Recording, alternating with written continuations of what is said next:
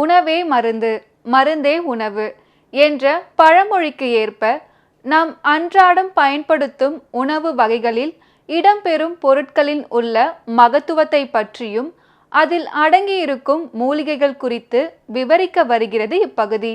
நலம் தரும் மூலிகை.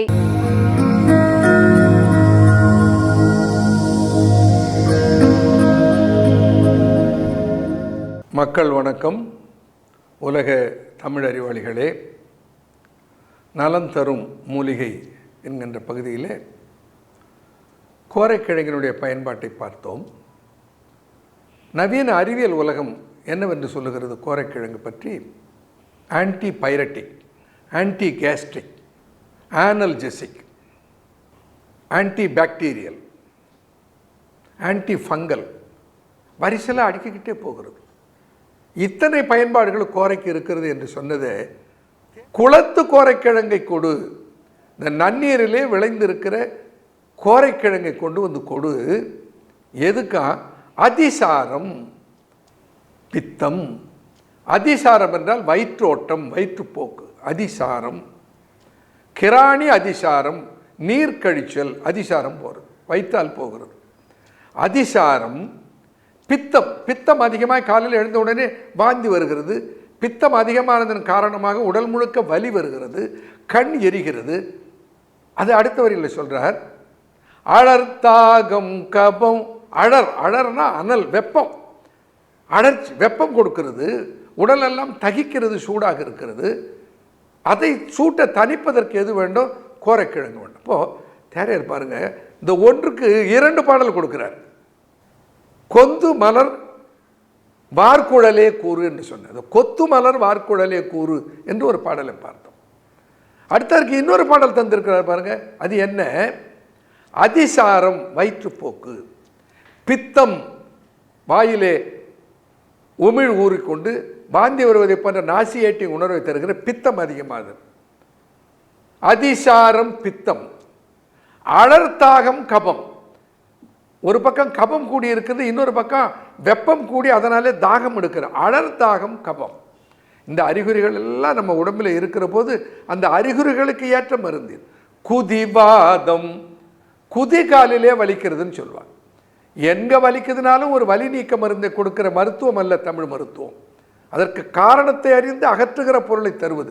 குதிகாலிலே வலி இருக்கிறது, குதிவாதம். நான் முன்ன குறிப்பிட்டேன், குதிவாதத்துக்கு இந்த எருக்கு இலையை நன்றாக சூடு செய்யப்பட்ட செங்கல் மீது போட்டு அந்த பாதத்தை அதன் மீது வைத்து வைத்து ஒத்தி ஒத்தி எடுக்க அந்த குதிவாதம் போய்விடும். இந்த குதிவாதத்துக்கு கோரைக்கிழங்கு ஒரு நல்ல மருந்து. குதிவாதம், குன்மம், கொடிய முதிர்வாந்தி. கொடிய முதிர்வாந்தி, திரும்ப திரும்ப திரும்ப வாந்தியானது வந்து கொண்டே இருக்கிறது. கொடிய முதிர்வாந்தி. யாரை தொடர்ந்தாலும், யாருக்காவது தொடர்ந்து வாந்தி இருந்து கொண்டிருக்கிறது.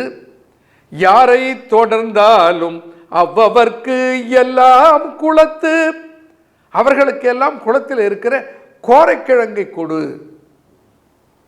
பாருங்க, எந்தெந்த பிணிகளுக்கெல்லாம் இந்த கோரைக்கிழங்கு என்று சொல்கிற ஒரு களைப்பயிரில் எவ்வளோ மருத்துவ குணம் இருக்கிறது என்று ஆய்ந்து இருக்கிறார் பாருங்க. இந்த கோரைக்கிழங்கை சேர்த்து ஒரு சுர கஷாயம் செய்யலாம். ரொம்ப சுலபமான ஒரு சுர கஷாயம். சுக்கு, மிளகு, திப்பிலி, இந்த 3 திரிகடகம் இந்த சுரத்துக்குரிய மருந்து. இந்த சுப்பிரமணியர் கஷாயத்தில் நான் சொல்லியிருக்கிறேன். சுக்கு, மிளகு, திப்பிலி, அதிமதுரம், தனியா, கொத்தமல்லி, இதெல்லாம் கிடைச்சா இதெல்லாம் சேர்த்துக்கலாம். இல்லைன்னா சுக்கு, மிளகு, திப்பிலி 3 குறைந்தபட்சம். அதனோடு கூட சேர்த்து பற்பாடகம், சந்தனம், கூட கோரைக்கிழங்கு, முத்தக்காசு, இந்த 6ஐயும் சேர்த்து அரைத்து பவுடராக வைத்துக்கொண்டு சூரணமாக செய்து வீட்டில் வைத்திருந்தோம்னா எந்த காய்ச்சல் வந்தாலும் காலை மாலை இருவேளை அந்த காய்ச்சலுக்கு ஒரு தேக்கரண்டி அளவு, ஒரு 3 to 4 கிராம் அளவிற்கு எடுத்து 500 மில்லி தண்ணீர் சேர்த்து அந்த தண்ணீரில் கொதிக்க வைத்து அதை வடிகட்டி எடுத்த 125 மில்லியாக சுண்ட வேண்டும். 4 1/4. அப்படி சுண்டி அந்த கஷாயத்தோடு கொஞ்சம் பனங்கற்கண்டு, அல்லது கொஞ்சம் இனிப்புக்கு கொஞ்சம் பனை வெல்லம் அல்லது நாட்டு சர்க்கரை, இதை சேர்த்து அதை பருகி வந்தால் எவ்வளவு கடுமையான காய்ச்சலும் கட்டுப்பாட்டுக்கு வரும். அஞ்சாமல் கையாளலாம். அனைவரும் நலம் பெறலாம். நன்றி, வணக்கம்.